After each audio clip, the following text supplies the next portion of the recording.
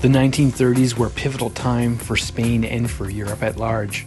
After decades of shift between monarchies and military dictatorships, Spain was finally declared a republic in 1931. Modest efforts to increase wages and improve quality of life for workers throughout the country did not have the intended results, and further exacerbated tensions between landowners and the working class. Riots and uprisings broke out as socialists and anarchists clashed with the right-wing political parties. The rise of fascism and the spread from other countries across Europe brought further conflict, foreshadowing a continent-wide crisis in the decades to come. The result was a revolution and civil war that would tear Spain apart for over 3 years and create ripple effects for most of the 20th century. This is the Spanish Revolution and Civil War of 1936 to 1939. This is Land and Freedom from Blue Panther Games, and you're watching What Does That Piece Do?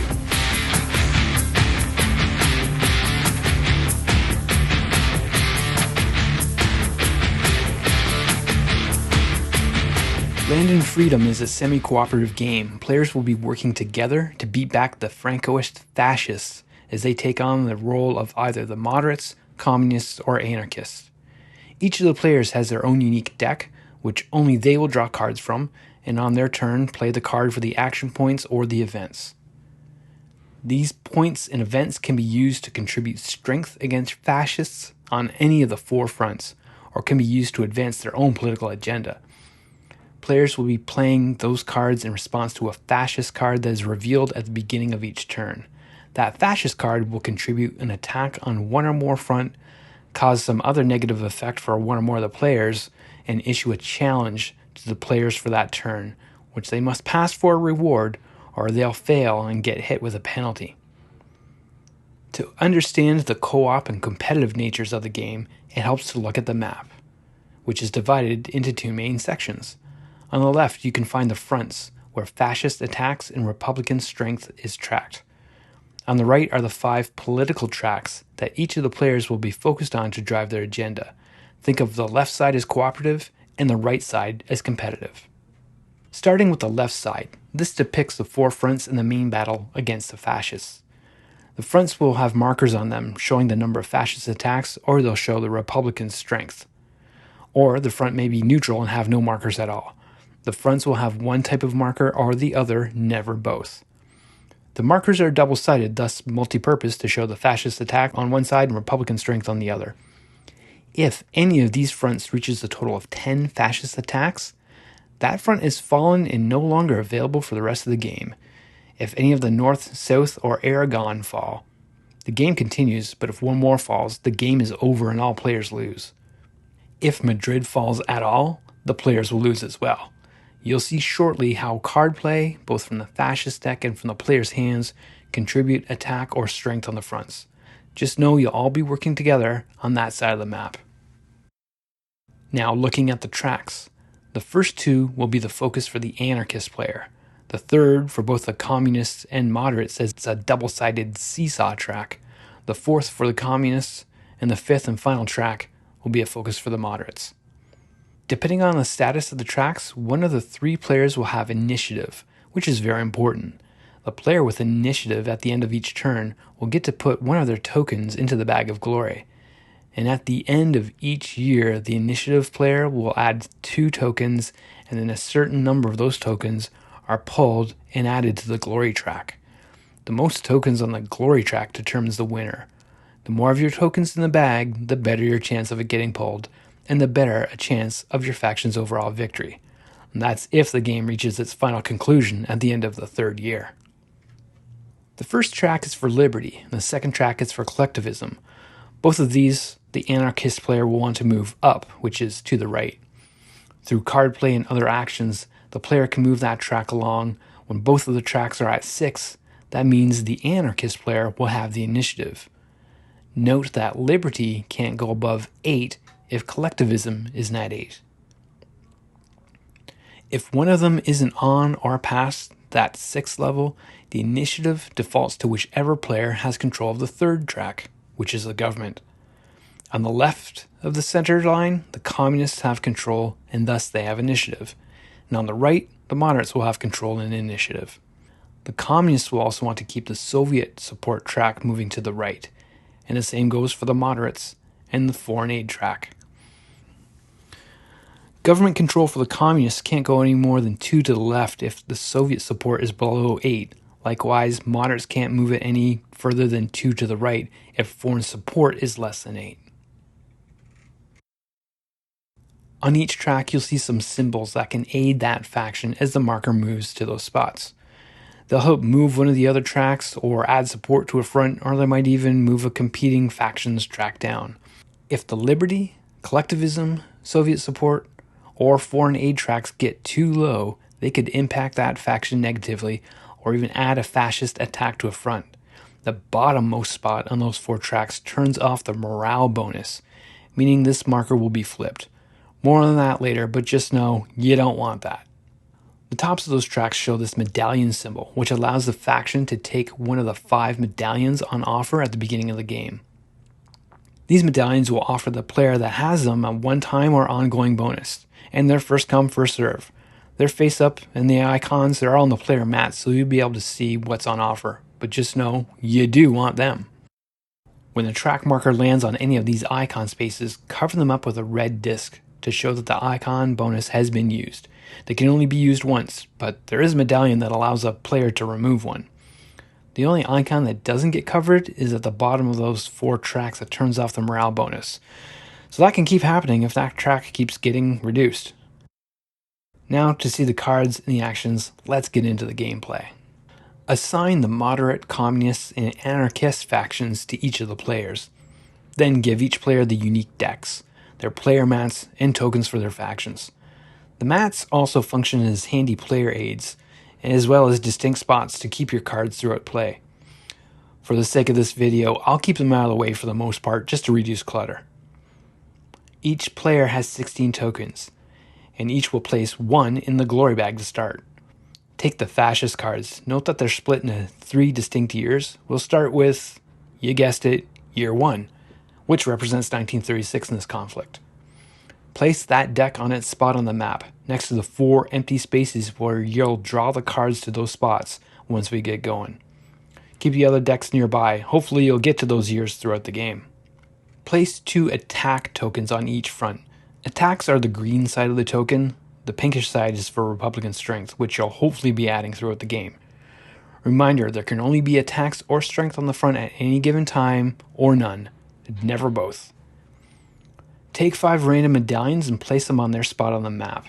Place the morale bonus and teamwork bonus tokens on their spot. Flip to the red side, showing that they're on or active.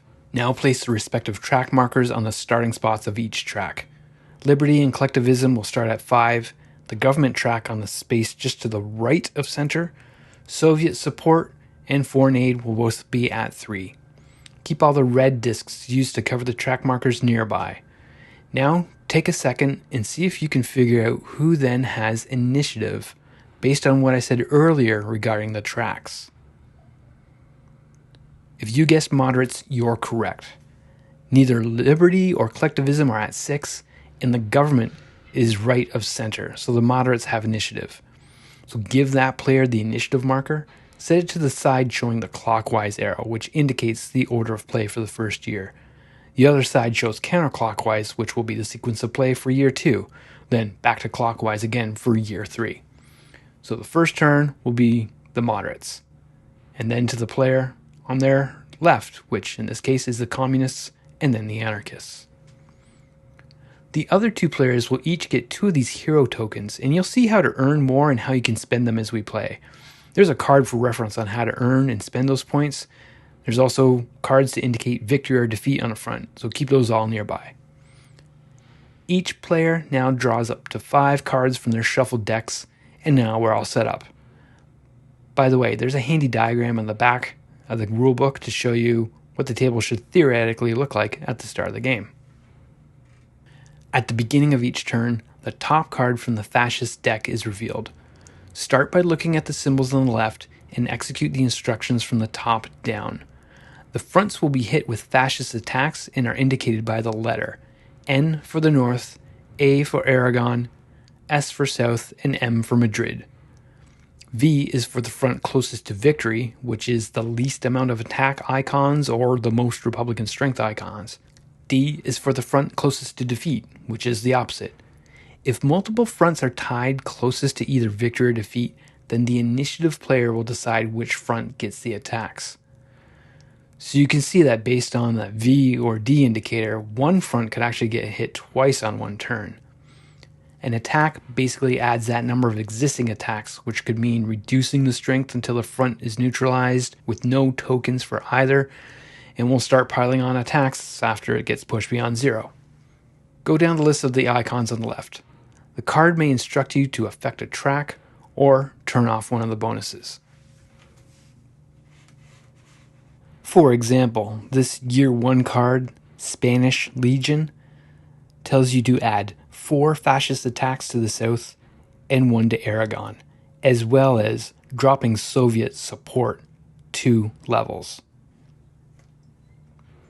In the middle of the fascist card, you'll see a test for this turn, which will require one of the fronts to reach a threshold of attack, a negative number, or strength, which is the positive number, or neutralized if it says 0. Each player should take note of this and the bonus for passing the test or the penalty for not passing it. Also, if the test is passed, every player that contributes to success in that front will get 2 of those coveted hero points.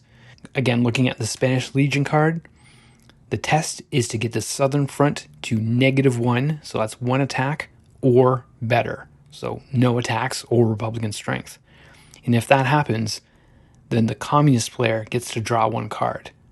But if the southern front is at -2, that's 2 attacks, or worse, even more attacks, then that means collectivism will go down 2 on the track. If the test doesn't pass, then no one will get the hero points.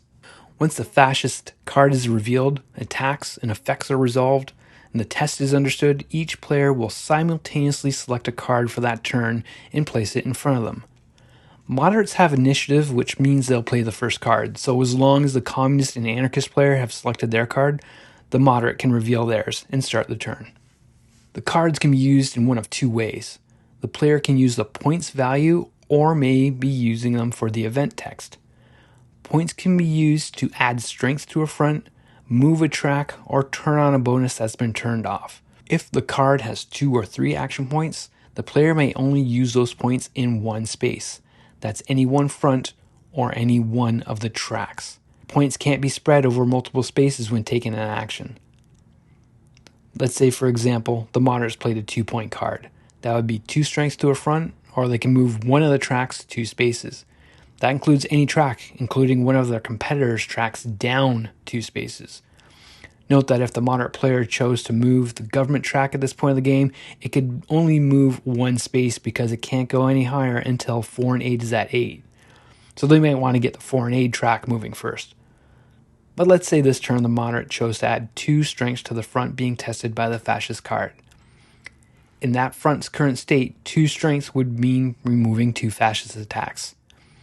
Now, if this meant moving the front to the positive strength side, then they'd earn a hero point. But we're not there yet, so that might be an option for one of the other players. The moderates then place one of their flag tokens on the front to indicate that they've contributed strength there. Since the player used the card for its points, that card now goes into the player's tableau to the right of their player mat. Now check to see if the morale bonus is turned on. If so, the player may also leverage one of the icons on the side of their card to trigger that icon's effect.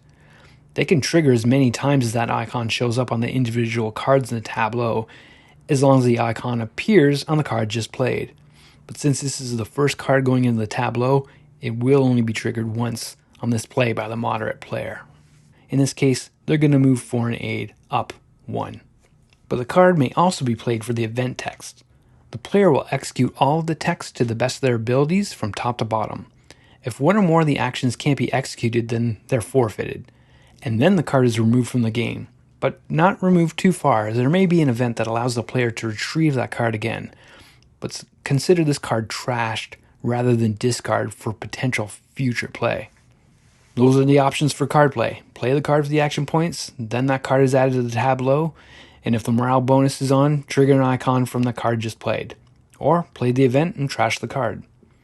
On their turn, players also have an option to use hero points for a number of things as referenced in the communal hero points reference card, but since the moderate player doesn't start with any as the first player of the game and it's unlikely they're going to gain enough to actually do anything with them, let's take a look at what the next player can do on their turn, in this case the communists. The next player will reveal their card. Remember, this card was chosen at the same time that the other players chose their card, so there's no reselecting a card from your hand. They can still play the card for either the action points or the event text, and play is pretty much the same as the first player. But the main difference is, when the teamwork bonus is turned on, that means adding strength to the front that the previous player did on that turn will add an additional strength. In this example, if the communist player is adding just 1 to the front that the moderate player added strength to on their turn, that will actually be 2 strength. You'll know where the previous player added strength because it's always marked with their token. If they're adding strength to that front, the communist also places their token, since the anarchist player may also wish to contribute and leverage the teamwork bonus for adding greater strength. That's what teamwork's all about. This is where I'll point out one of the ways to earn hero points, as it'll now be more likely that the second or third player on this opening turn will be in a position to do so. The first player to move the Republican strength into the positive territory on a front, that is, adding the first strength token after there were no other tokens on that front, they'll gain a hero point. In doing so, the communist player might have 3 tokens to play with. If not, then the 2 that they got at the beginning of the game can still be useful. Hero points can be used to move any track in the direction the player chooses. Liberty and collectivization each cost 3 hero points to move 1 space. Government costs 4, and Soviet support and foreign aid each cost 2. In this case, the communists may want to bump the Soviet support track up 1 space. Players can move the tracks as many positions as many times as they want, as long as they've got the hero points to pay for it. Any player may also spend 2 hero points to turn on the morale bonus or teamwork bonus if they had been deactivated by a fascist card, or if one of those tracks had been dropped to 0. Hero points can't be used to add strength on any fronts unless the player has a special medallion to allow it. Some of the other medallions also take advantage of hero points. If at any time during play the communist player takes initiative, they take that marker immediately. So now if any ties need to be decided, they'll be the player to decide. And if they hold initiative until the end of the turn, they'll get to place one of their tokens in the bag of glory. Once they're done playing their card, resolving action points and playing the card into their tableau, or playing the event and trashing the card, then using any hero points, then it's on to the anarchist turn, and they do the same. Reveal their card that was already selected at the beginning of the turn, play for points or the event, adding their token to any front they contribute strength to, then use hero points if they choose to. If they gain initiative on their turn, they take the initiative marker. Once all 3 players have played their card, first check to see if the fascist test has been passed by meeting the attack or strength threshold, attacks being a negative number, strength the positive number. If the test is passed, resolve the effects as noted on the icon in that section of the card, then reward each player that contributed to the front being tested with 2 hero points. Again, you'll know who contributed because each player will have placed their token on that space. Hero points are given out in initiative player first and in turn order in case there's not enough of them to go around. They are component limited. But if the test was failed, resolve the negative effects of that outcome and no one gets hero points this turn. Once the test is resolved, the initiative player then has the honor of placing one of their tokens in the bag of glory. If this is the final turn of the year, they'd place 2 of their tokens in the bag. Next, players will retrieve all their tokens from the fronts back to their supply. Then reveal another fascist card, resolve its effect, and note the front being tested this turn. Each player will once again select a card they're going to play that round, and once the other players have selected their card, the initiative player may begin the turn. As mentioned at the top, if the attacks from the fascist card cause a front to reach 10 attacks, that front is lost. If it's Madrid, then the game is lost. If it's one of the others, place this defeat on a front card on it, and it will outline what to do if that front is ever chosen by a fascist card again. Spoiler, it ain't good. But if any front reaches 10 strength, it's immediate victory for that front, not victory for the game just yet. And any faction on that turn that contributed strength to that victory gets 3 hero points, and some other good stuff happens moving forward. Place that victor on a front card on there. After 4 fascist cards have been resolved for the year, as mentioned, the initiative player will get to place 2 tokens in the bag of glory. Then shuffle that bag up good and draw 1 random token to place on the glory track. If it's the end of year 2, then 2 tokens will be drawn, 1 at a time. The other players that weren't drawn each get a hero point. You'll get 1 hero point at the end of year 1 or 2 hero points at the end of year 2. So in year 1, 2 of the players are going to get a hero point. At the end of year 2, well, you could have 2 different tokens drawn. Maybe it's just 1 of the other players gets 2 hero points. But whatever the year number is, that's how many tokens are drawn, and that's how many hero points are given out to the folks that weren't selected. Next, players will discard their hand down to the same number as the year that was just completed, and discard their tableau they've built, if any, down to that number as well. At the end of year 1, once glory is drawn, that'll mean each player will have 1 card in hand, 1 in their tableau. Well, unless you had this funky medallion. Also, be sure to flip over the initiative token, as now play will go counterclockwise for this year. Each player then draws 5 cards from their deck, adding to the one they have in their hand, so they'll start with 6 cards. Swap out the fascist year 1 cards for the year 2 cards, then start by revealing a new fascist card, and continue play. 4 of those cards will be revealed and resolved, with the initiative player dropping their token in the bag at the end of each turn, and 2 of those tokens on the final turn. And then 2 tokens will be pulled for the glory track. For this year end, hold up to 2 cards in your hand, 2 in your tableau going into year 3. Drop to 5 cards each, swap out the year 3 fascist deck, and keep on fighting. The fascists, and probably each other. On the very last turn, once the fascist card is revealed, players will get to have a final bid for glory. This means committing up to 3 cards from their hand, adding up the values, and the highest bidder gets to immediately put 1 of their tokens, not from their bag, from their supply, onto the special space on the glory track. If there's a tie in bidding, the initiative player breaks all ties, even if they're not one of the tied players. They'll get to choose. Keep this in mind going to those final few turns. Do you want to play those high-value cards during the regular course of play, or keep them for a bid, assuring you a spot on the glory track? Once that final fascist card is resolved, the players will collectively have won the game if at least 3 of the fronts are at Republican strength. And remember, a defeated front will be counted against you, so you'll need strength in the 3 remaining to win it all. Likewise, a victorious front counts as strength. If there are 2 or more fronts with attacks or no strength markers on them at neutral, then you'll have lost. No more glory for anyone. If you were successful as a group, do the final draw of 5 tokens from the bag of glory, placing them 1 by 1 on the glory track.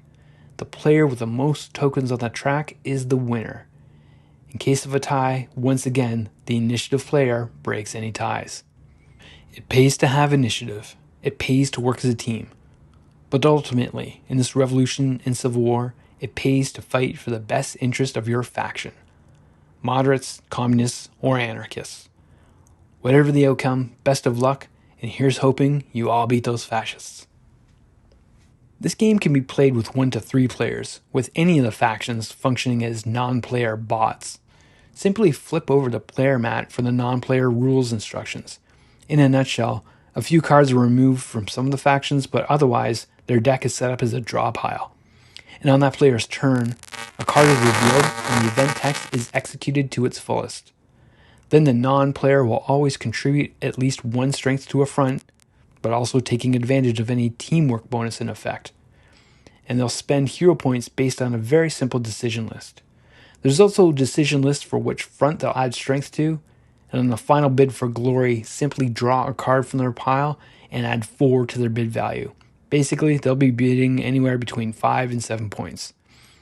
There's some tweaked rules for some of the medallions, some of which they won't even want. Otherwise, all the rules apply. It's very simple upkeep, even to run 2 non-players, so it makes for a great solo gaming experience. I hope you enjoyed this video. Don't forget to like and subscribe. Watch out for a future video, where I'll dive deeper into the history of this conflict. Also, be sure to check out my interview with the game's designer Alex Knight, where he talks about not only Land and Freedom, but other unique games he's working on. I hope you enjoyed this game. I personally think it's very fun. I've played both solo and with others, and it's a great experience. If this video helps you learn or just gets you excited to play, please be sure to let me know in the comments. My name's Joe, and I hope to see you at the table someday. Cheers.